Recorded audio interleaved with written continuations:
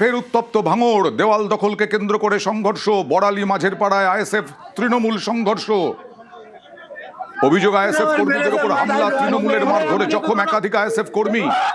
হামলার অভিযোগ অস্বীকার তৃণমূলের। কি হয়েছিল ঘটনাটা কথা বলবো প্রতিনিধি কল্যাণের সঙ্গে। কল্যাণ, একবারই অয়ন্দা জানিয়ে রাখি, গতকালকে দুপুরের পর থেকেই আইএসএফ কর্মী সমর্থকেরা ওই বড়ালী এলাকায় তারা দেয়াল চুনকামের পাশাপাশি দেয়াল লিখনের কাজ চালাচ্ছিল। তারপরে রাতে তারা একটি পিকনিক করছিল। সেই পিকনিক যখন হচ্ছিল সেই সময় তৃণমূল কর্মী সমর্থকেরা তারা তাদের উপর হামলা চালায় বলে অভিযোগ এবং বেধড়ক মারধর করা হয় বেশ কিছু আইএসএফ কর্মীদের।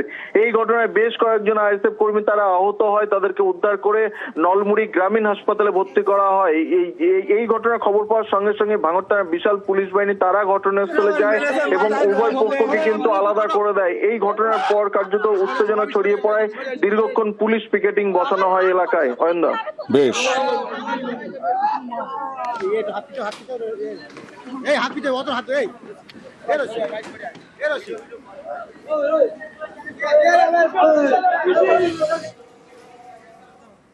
কয়েকদিন আগেই তৃণমূল ছেড়ে আইএসএফ এ যোগ দিয়েছিলেন আরাবুল ইসলাম। সেই আরাবুল ইসলাম এবার ক্যানিং পূর্বের আইএসএফ প্রার্থী। ক্যানিং পূর্বের আইএসএফ প্রার্থী আরাবুল ইসলাম। নওশাদ সিদ্দিকী আজকে তার নাম ঘোষণা করলেন ক্যানিং পূর্বের তৃণমূল প্রার্থী হিসেবে। একদিকে ভাঙড়ে নওশাদ সিদ্দিকী লড়বেন, আরেকদিকে আইএসএফ প্রার্থী, ভাঙড়ের আইএসএফ প্রার্থী নওশাদ সিদ্দিকী, আর অন্যদিকে আইএসএফ প্রার্থী আরাবুল ইসলাম ক্যানিং পূর্বে আইএসএফ প্রার্থী আরাবুল ইসলাম।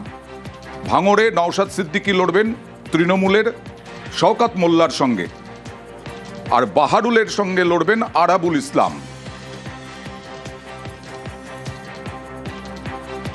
আমি যখন নওশাদ সিদ্দিকী আব্বাস সিদ্দিকীর নেতৃত্বে চলবো, আমি কোনোদিনই আর কোনো দলে যাব না।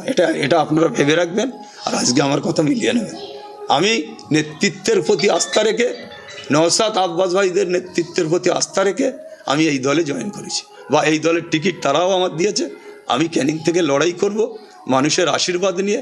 আশা করি আমি মানুষের আশীর্বাদ নিয়ে আমি বিধানসভা যাব। ক্যানিং পূর্ব নিয়ে আমাদের কোনো চিন্তা নেই, কেন কোনো সমস্যা নেই। ক্যানিং পূর্ব তৃণমূল কংগ্রেস জিতবে, আটকাবার ক্ষমতা নেই।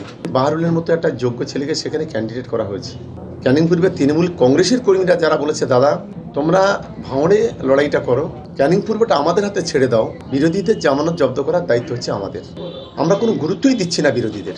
যে দলের সঙ্গে এত বড় তৃণমূল কংগ্রেসের খেয়ে পড়ে যে দলের সঙ্গে গাদ্দারি করেছে, ক্যানিং পূর্বে তৃণমূল কংগ্রেসের কর্মীরা তার যোগ্য জবাব দেবে 4 তারিখে, সেটা আপনারা বুঝতে পারবেন।